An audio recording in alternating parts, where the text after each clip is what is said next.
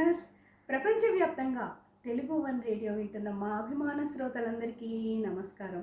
నేను విజయ గొలుపుడి, Sydney, Australia నుండి. ఎవరో గుర్తుపట్టారా?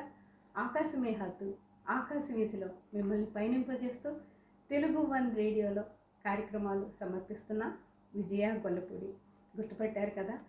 తెలుగు వన్ 25వ వార్షికోత్సవ సిల్వర్ జూబ్లీ యానివర్సరీ వేడుకలు ఎంతో ఘనంగా జరుగుతున్నాయి. ప్రపంచవ్యాప్తంగా విస్తరించి ఉన్న తెలుగు వారందరినీ ఏకం చేస్తూ ఆత్మీయ వారధిని నెలకొల్పి, దీనికి సృష్టికర్త శ్రీ రవిశంకర్ కంఠమనేని గారు ఎంతో అభినందనీయులు.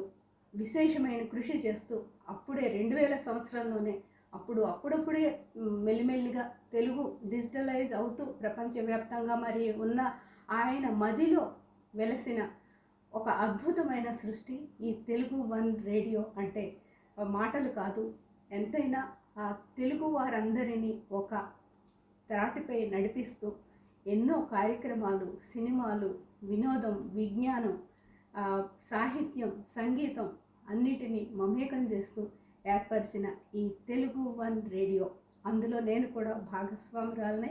గత 12.5 ఏళ్ళుగా ఆకాశమే హద్దు, ఆకాశ వీధిలో కార్యక్రమాలు చేయటం ఎంతో ఆనందంగా, సంతోషంగా, గర్వంగా ఉంది. మరి ఇలాంటి ఈ తెలుగు వన్ రేడియోని, ఈ వేదికని నెలకొల్పిన రవిశంకర్ కంఠమనేని గారు మరిన్ని అద్భుతాలు సృష్టించాలి.